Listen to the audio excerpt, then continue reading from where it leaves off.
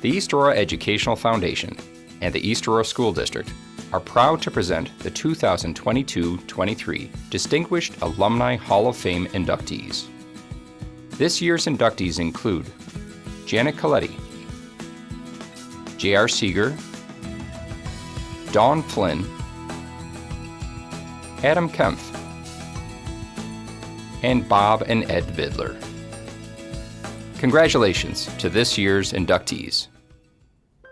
My name is Janet Coletti, and I graduated from East Aurora High School in 1981. I am a longtime banker. I worked for M&T Bank for 35 years, and I'm currently working on a number of for-profit and not-for-profit boards. I really loved attending East Aurora High School. I have such fond memories of my time here. I had a really wide group of friends that I adored and still do.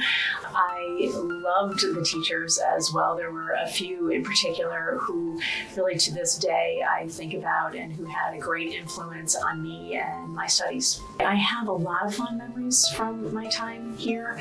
I worked on a number of the plays, and I wasn't in the play because I have no talent to be in a play, but I served as a treasurer, and I liked selling tickets, and I liked creating enthusiasm among the students to attend the plays, and I loved doing that work. I also remember very fondly working on a number of the floats for homecoming with friends, and I had a great time doing all of that. Peggy Passant was my teacher. I can't remember what year, but I remember the way that she communicated with the students. I remember the way she talked with me in particular. I remember feeling from her not only like I was learning about the subject matter, but she talked to us like we were equals, like we were part of the class, and not that she was sort of instructing us. It was a wonderful class. I think of her very fondly, really all the time.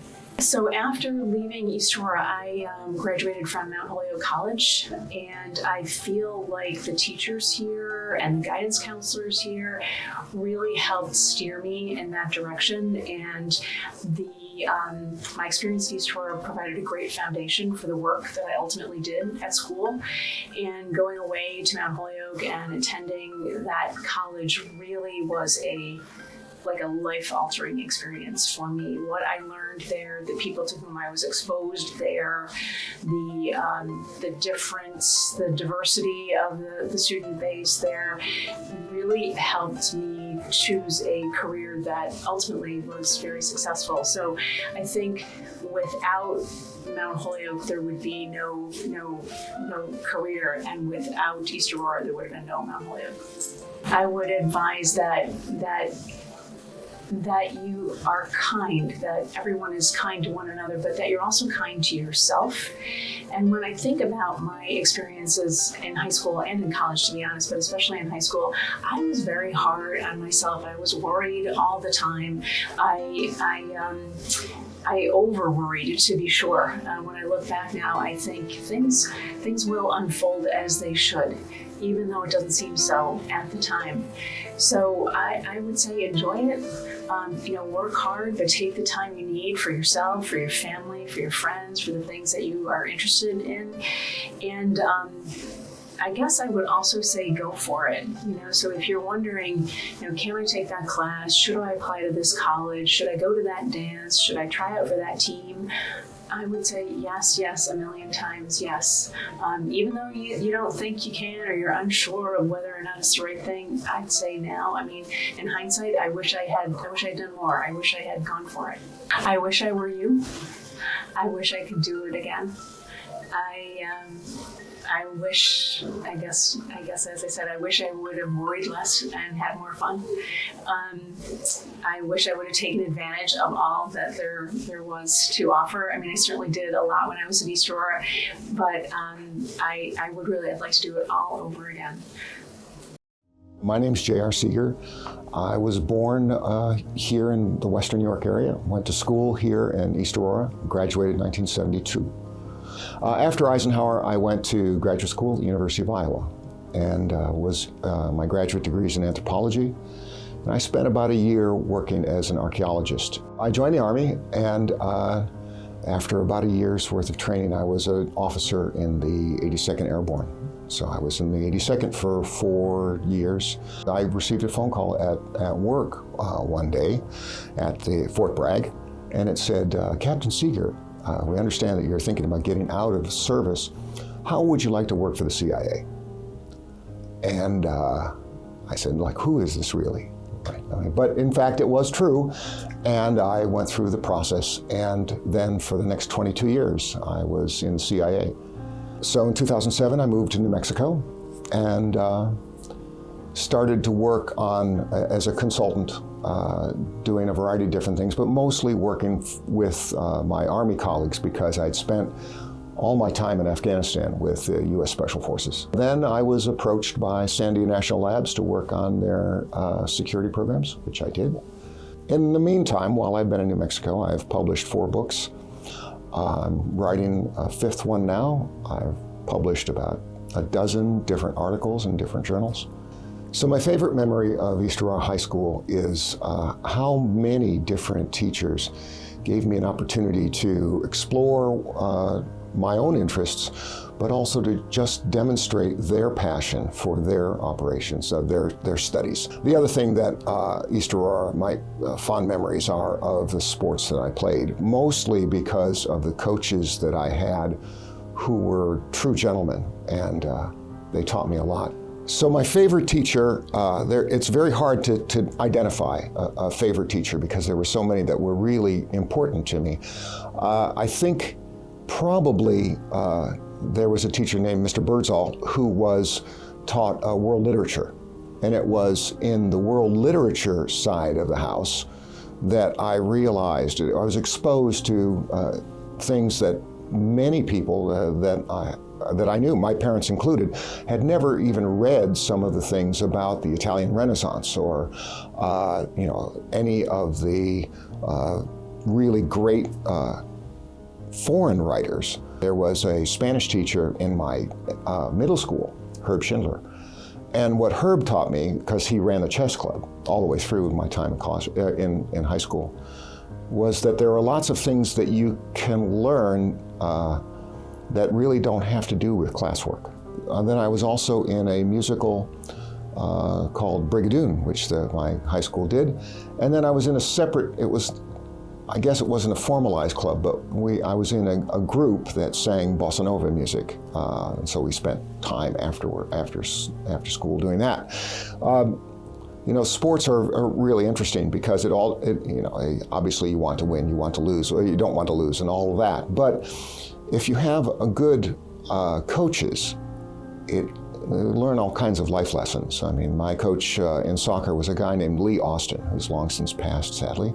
And he was truly a gentleman, and he taught us to enjoy winning, and not to mope over losing, but more importantly, not to make people who have lost feel bad when you walk off the field.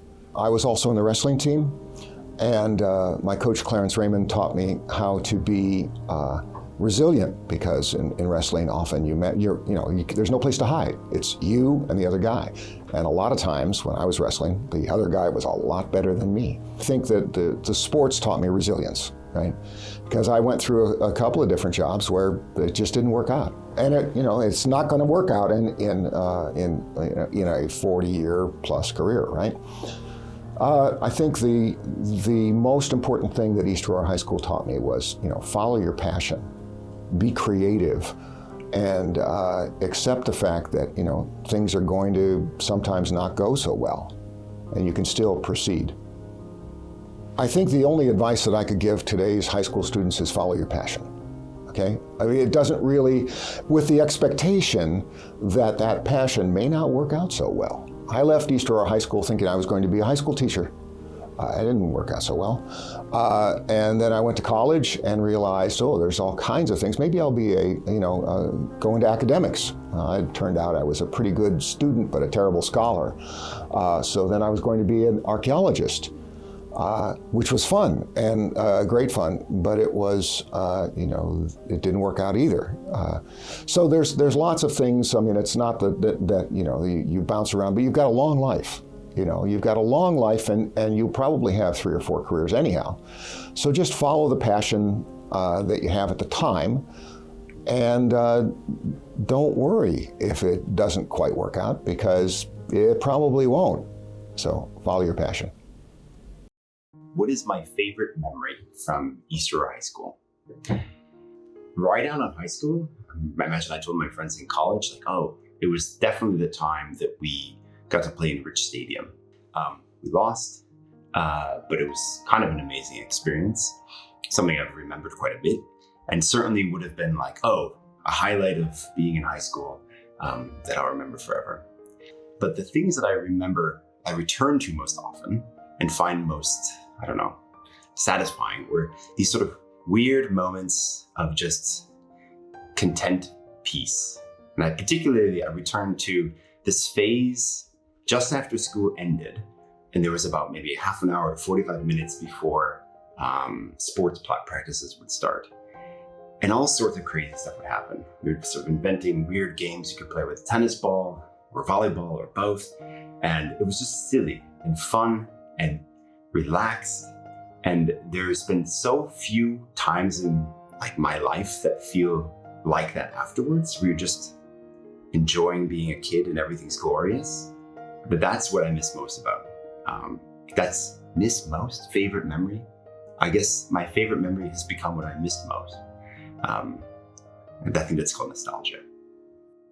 The teachers that I have thought about the most since leaving, and not so much in what they taught me or how the class was, but more or less things that I remembered, life lessons later on, that would just crop up at different phases.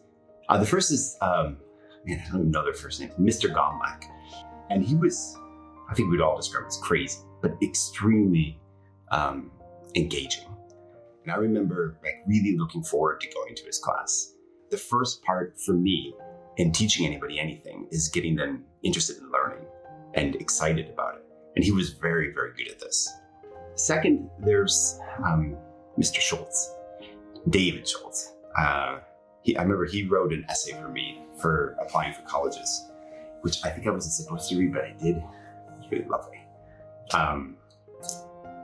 But he also told me before I left, so he was an English teacher, amazing guy, someone who you have tremendous respect for. He seems very serious, but at the same time, very fair. And I have always respected that. I think I learned what scholarliness was. So being in academia for 20 years, having this sort of sense of, okay, there's the right attitude to go about it, to be both persistent and enthusiastic, but never too harsh, but at the same time critical. I really got a lot of sort of experiencing that style at such a young age, and it's carried me a long way. The one thing I remember that Mr. Schultz told me was we had to read The Catcher in the Rye, a classic teenage coming-of-age story, or so I thought. I really enjoyed the book when I was 16 in his English class. I think wrote about an essay about it.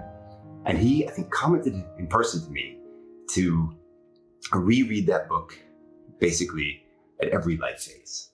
So I read it when I was in college, and then I read it again after I had kids, and he was dead right.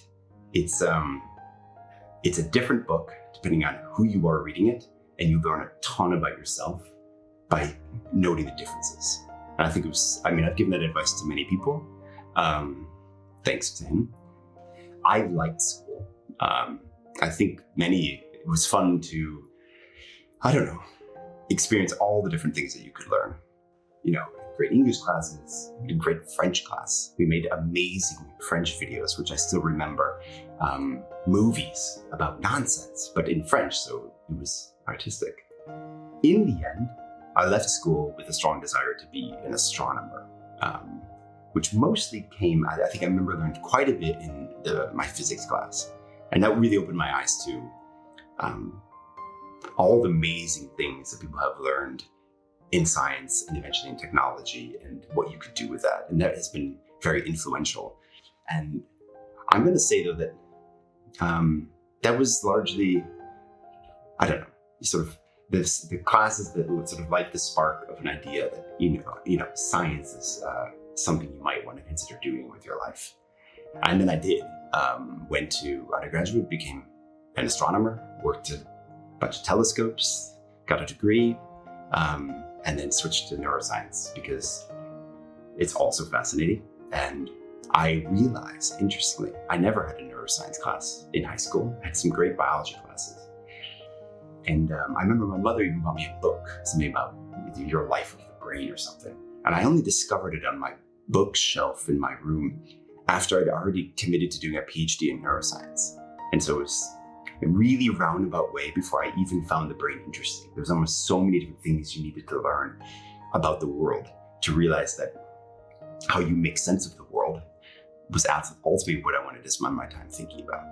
Learning is just fun, and I haven't really stopped doing it ever.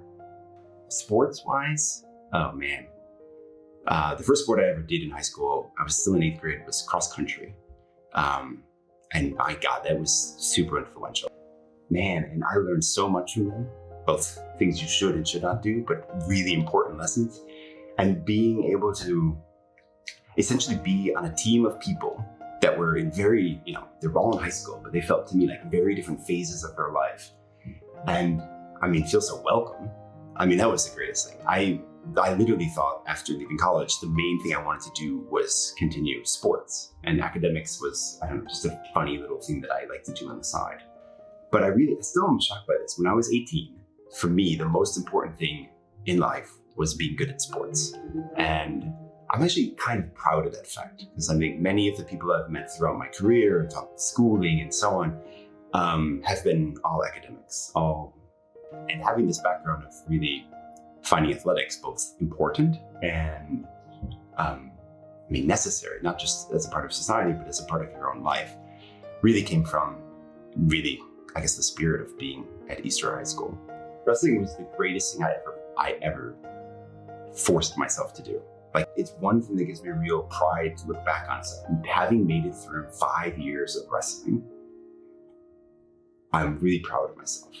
It means you can put yourself and suffer through the difficult parts to enjoy the good parts. And that, I think, gives you a real sense of confidence. The best preparation for my future career and all aspects of life was really something I only realized about 10 years ago, is that I knew the fellow classmates since I was 4 or 5 years old. Many were in preschool together, then we all started in kindergarten. So these people are a huge part of my life, and I would argue they're going to be your classmates are going to be a huge part of everybody's life. I think, of you individually. And so what that means to me is that as I've gone away from East Aurora High School and met many, many different kinds of people from many, many different kinds of backgrounds, I have as my means of understanding them analogies and references to the people that I knew and grew up with. And so I was really blessed by having such amazing classmates where it wasn't this typical cliche. There were the jocks, there were the geeks, there were the, preppy girls. Or we know how this works. It's shown in movies. There was the mean people, the nice kids, the whatever. I clearly don't watch enough teen movies to know exactly how they're supposed to be parcellated out. I just like this little pocket of 120 other people that they had their own pros and cons, but they were their own personalities, not these sort of, I don't know what is going on these days. I'm mostly, I hope everybody's doing okay. I'm a little curious to see what happens for my kids when they go through this phase of life, because it looks like it's going to be quite a bit different. But for me, it was glorious. So thank you, everybody. Advice. My advice for current East Aurora High School students is to tell you, what would I do if I was currently an East Aurora High School student right now, 2022 versus in 1998?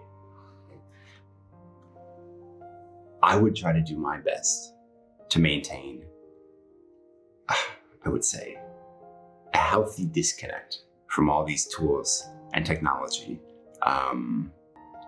And the most important tool that you have, which is your brain. it's really your goal now in the next, throughout high school and throughout university is to simply make your brain super interesting. Happy, content, well-adjusted. The word that ultimately comes out of my research that I think is best describes it is robust. You should be able to deal with unexpected, weird situations, adapt elegantly and effortlessly to as many different scenarios as possible, and enjoy it. Trust me, it'll make your brain really happy to have to deal with problems that you just managed to barely solve, and rely on just yourself. And this does not mean pulling together a whole bunch of tools from whatever online resources. It's really, your brain needs to become a skillful, creative engine. So my advice is to focus on your brain, not your tools, not your peers, not your social network, but just what do you want to be good at? And I'll give you more specific, not my advice. That's what I would do. Also, from what I know now, things have changed tremendously in the last 5 years in terms of what machines can do. I work at an institute that really started the next movement in artificial intelligence. And I'm sure you've heard about these new tools, like deep networks and so on. They're really good. They're not really smart. And interestingly, they don't care about anything. But they're really good at doing tasks that used to be pretty stable, comfortable careers for people. Any task that has well-defined rules, is repetitive, is well-structured, that job's not going to exist in 5 years at all. Be a web designer, simple graphic design, being an accountant, these things are going to go away. Very similar to the task of what happened in the Industrial Revolution. We got some steam powered by coal, and all of a sudden we could do a whole bunch more labor, and just the ability to dig a lot was no longer super valued. And I think it caused a lot of strife for people. We are very much in a position where certain types of what were considered sort of mental tasks, those that are really structured, really organized, easy to describe, no longer to be done by people. But the kind of tasks that require adaptive thinking, being agile with your thoughts, creative, the places where the problems are not well defined and unexpected things can happen along the way, humans are going to be absolutely vitally necessary for this. What I would do very clearly is to sort of hone these set of skills. Basically try many different things. The era of being a generalist, of knowing lots of different stuff that you could use to find the interstitial space between a problem. This is coming back because specialists, those that know one thing really well, super good, they can do it over and over again, like Aurora, are going to be replaced by robots.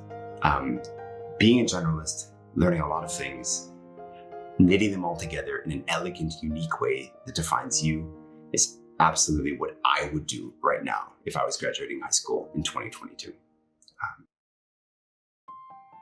Natasha Flynn from the class of 1985.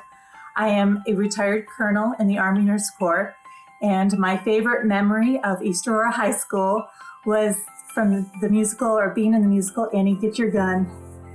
I wasn't a big character in the musical as a member of the chorus, but just being a part of something bigger than yourself was just an amazing experience for me.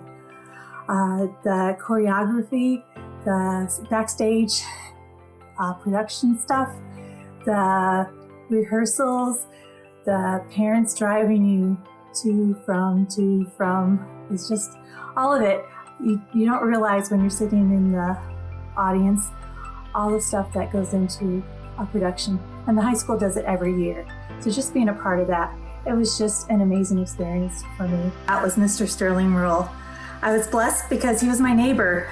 Not only was he a strong influence as a math teacher at East Aurora High School for 29 years, but he served during World War II and earned a Purple Heart in December 1944 in France.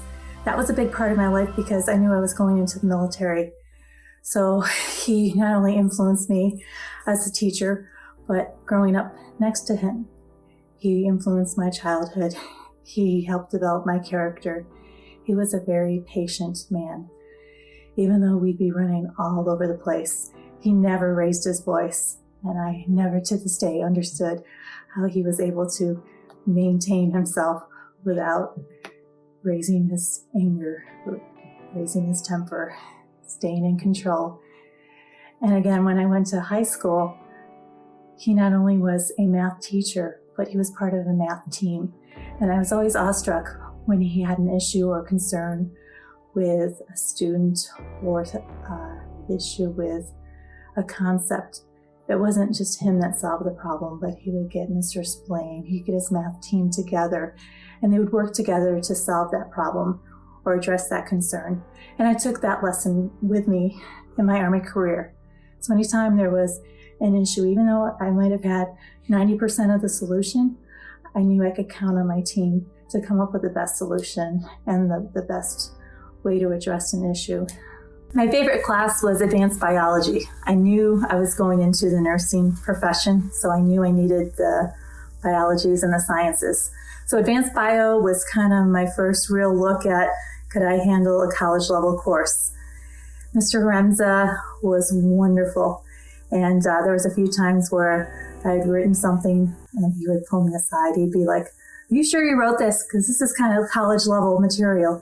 So that gave me the confidence that I knew that I would be able to handle college level material and be a successful college graduate. So without that confidence building from Mr. Remza, it's not just the classroom instruction, that the teachers are known for, but all the high school teachers do a great job of developing us. And that's something I still look for when I'm looking for schools for my kids, not just what they do in the classroom, but what they do outside the classroom as well. One of the clubs that I remember most being a part of at East Aurora High School was the Devil's Advocate. That's the high school newspaper. And what really stands out about being a member of the Devil's Advocate was there was so many viewpoints on a topic. I remember our editor, Nick, he'd talk about or give us a topic, and there'd be so many different viewpoints. When you grow up in a family, there's kind of really usually just one viewpoint on politics or religion, etc. And it's just fascinated me, even in our small East Aurora High School, that, one of the topics we would address at the time was maybe the Reagan presidency, and the fact that there were so many different viewpoints on just our little staff. And that just, kind of gave us an intro on the world out there. And so I learned a lot just being a member of that staff.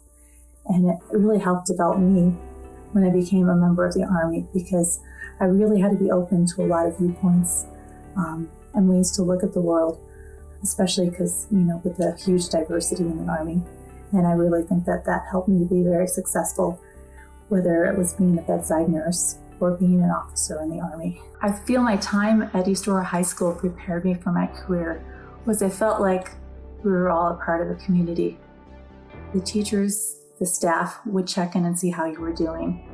Even like Mr. Hatch, our assistant, even though he wasn't a teacher per se, he would check in every day and look you in your eyes and ask you how you were doing.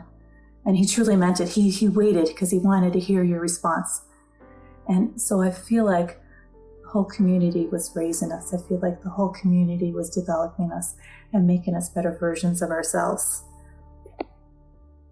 The advice I would give today's high school students, it's kind of ironic because my oldest daughter is actually entering high school in the fall. So we have a lot of chats about life, entering high school, etc. But one of the biggest concepts or thoughts is being uncomfortable is an essential part of succeeding in today's and future societies. A lot of times you want to stay in that comfort zone, and to be successful, you really need to take yourself out of that comfort zone. And being uncomfortable shows that you're going to be in a situation that's going to challenge you and ensure that you will become successful by taking those challenges and situations that you're not comfortable in and developing those. The other thing is to build bridges wherever you find yourself. There's been a lot of situations where I followed somebody in a job where they weren't the best person for that job. And so it was my job to kind of build bridges and mend some relationships that have been harmed. And I found that in those jobs and in those situations, it helped develop me as a person and grow and develop. And I think that's part of why I ended up being very successful in my Army career. And those are advice, or those are tips I would give today's high school students.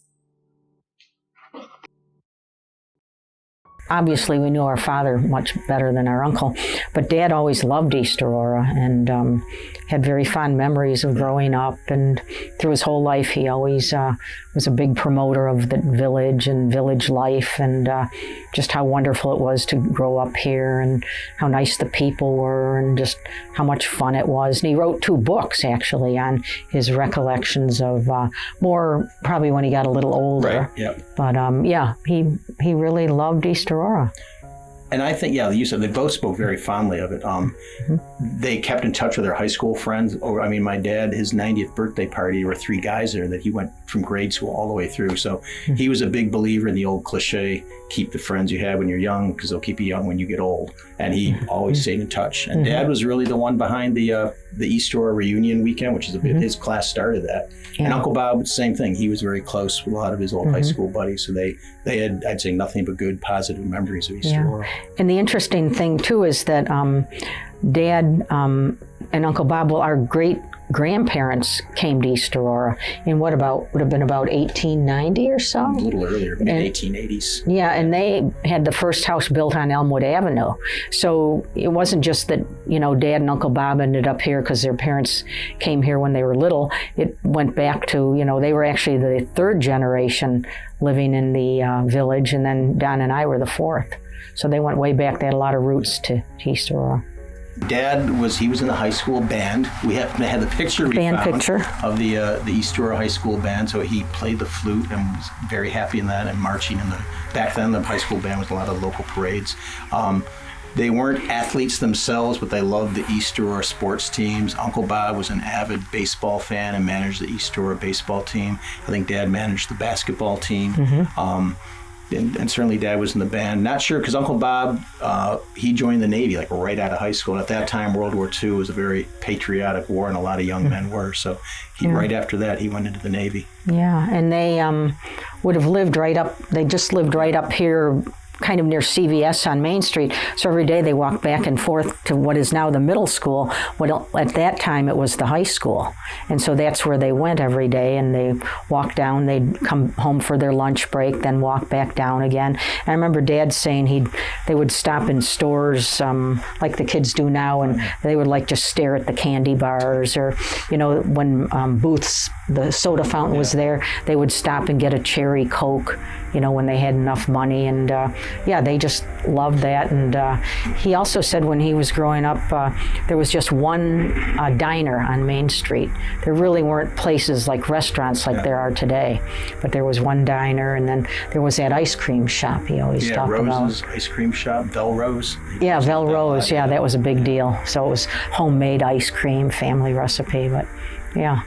I think my dad would gleefully tell me some of the teachers he had in high school, which he'd remind the teachers of, which they didn't like to hear that. But they, when he had them, they were brand new.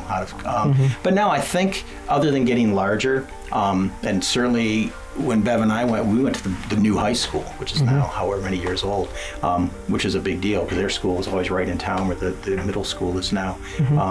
But I don't know. And in a way, I don't think it changed a lot. I mean, Dad always thought it was a wonderful school. Uncle Bob, they are big fans of the East Aurora sports teams all through. Even when they're way out of school and we're out of school, they're always big fans of East Aurora. And they had very pleasant memories of their high school years, so they really enjoyed it. And like Don said, because they had such a good connection to the school and high school, then they stayed in touch with a lot of their friends, and they always went to the race and reunion weekends and all of that, and loved it those weekends when people would come to town, because being here in the store, a lot of their classmates would then come in and visit them here, so it was fun. One of my fondest memories, again getting back to the high school and Dad's interest, guys from my era, which I'll date myself here, from the early 70s, my dad took a lot of pictures of the sports teams and of the musicals and stuff, because I did a few of those in school. But guys from that era, the early to mid 70s, they still have the pictures he took. He'd like at the soccer team, the football team, the track team. He'd come up to the events, the games, the matches, take photos. And then he was a good amateur photographer, black and white photography, and he won some awards at like the East Aurora Art Show every year. But he did these big 2-foot by 3-foot posters of these sporting events. And a lot of these guys still, like 50 years later, they have them in their rec rooms or in their family room. A lot of guys fondly remember that. So Dad was a big supporter. And also, like I mentioned, the high school musicals. Uncle Bob, growing up, we were in town. He had 3 daughters, our 3 female cousins, and they were a little bit older than us. But I just remember Uncle Bob, being at the store. Uncle Bob was very friendly. He, in terms of an uncle, he was always interested in what I was doing, and he'd always ask me how school was going, what my grades like, same thing I did to you when you're working here, how school was and how sporting events were. But yeah, I hate to make it sound cliche like Norman Rockwell. It was a very nice growing up in a nice town in a good school district, and Dad and Uncle Bob thought highly of it. Yeah. And Uncle Bob, I remember he was quieter than Dad, really. I mean, Dad seemed quiet if you didn't know him, but once you got to know him, he was chatty, and he had a kind of a dry sense of humor, and he was funny, very, very kind, nice man. But Uncle Bob was actually a village trustee at one time, so he was involved in the village politics at one point, and people would come in the store then, looking for him about local events or activities, and he and Dad were very close as brothers. They were 4 years apart, but they were extremely close, and they were the only 2 siblings, so they were very connected all through life.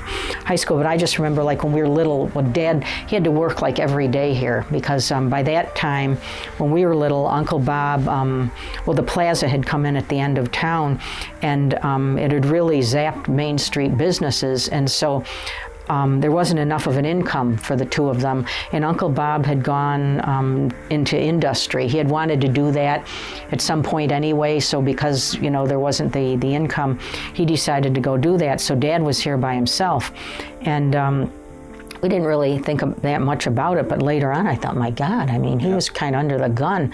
So he was working every day, and on Sundays, that's the day he would come in and kind of do any extra things he couldn't do during the week when he was here, and the store wasn't open Sundays. So he would lots of times bring Don and I up with him, and he'd be down in the office, and then we'd be up here running around, and it was fun. Nothing was open, the store was completely locked up, no lights, but we'd be running around, and then what we liked to do, we'd get in the front window of the original 5 and Dime building, and we'd pose as mannequins, and we'd get in there and we'd be totally stiff, and then if someone came along, we'd just wiggle a little to see if they'd notice, and it was just simple. Simple fun. We played flashlight tag and hide and seek in the basement with all the lights up. Yeah, it was just fun. We just ran around, we'd play with the toys, and I remember a few times Dad had to come up. What are you doing? What are you guys doing? One thing I do remember out here at the store too, with both Uncle Bob and Dad, when we were working here in high school, it was much smaller. The store was just the main toys, the wooden floor, and housewares. And so on a Friday night, there'd only be 2 of us maybe, and Dad or Uncle Bob. Yeah. And like upset, and I know if we were in trouble, that I'd hear Uncle Bob or Dad yell upstairs to sweep the stairs. Yeah. We and all our cousins sweep the stairs meant we were screwing around, and we better go sweep the stairs and stay busy. Yeah. And the other thing, like Beverly said, I think if people knew Dad could talk a lot. But Uncle Bob, he was kind of the public figure in that, he was on a village board. He was in the Kiwanis. You remember the American Legion. So he was more kind of seen out front. And when they did the series of Bob and Ed commercials, which I don't even know if you ever saw those, that was in the 80s to the mid 90s. They were very funny TV ads for the store. They were really corny. They were usually had some humor, but in those ads, Uncle Bob was always a straight man. He did all the talking. And Dad never said a word in commercials. He was in the background doing something silly, or he was the fiddler on the roof. That's how that started. And people that saw them also was kind of an inside joke, because they knew in real life Uncle Dad was really more talkative, and Uncle Bob was more quiet. Yeah, it was like a role reversal. It was fun. Yeah, and then they also, for all 5 of us, my cousins, Uncle Bob's 3 girls, and Don and I, we all started working here when we were like 14. They were real big on getting us in here. It wasn't so much that, they were expecting us to just stay here, for the rest of our lives, but they wanted to get us up in the store and working. And I think that was really good for us. I really do. And I think our cousin Sue, for Uncle Bob and Dad, there was never any pressure on us. Like, it was never like, you've got to take over. They said, if you want to come back, the door's open. Yeah. But they wanted us to work and get that experience. But and it was good. It was very good. And except they didn't know about child labor laws and minimum wage. We were 12 and 13 working here. So, but it was before that. Yeah. But no. And they both really, they spent their whole lives really in East Aurora, and they just loved it.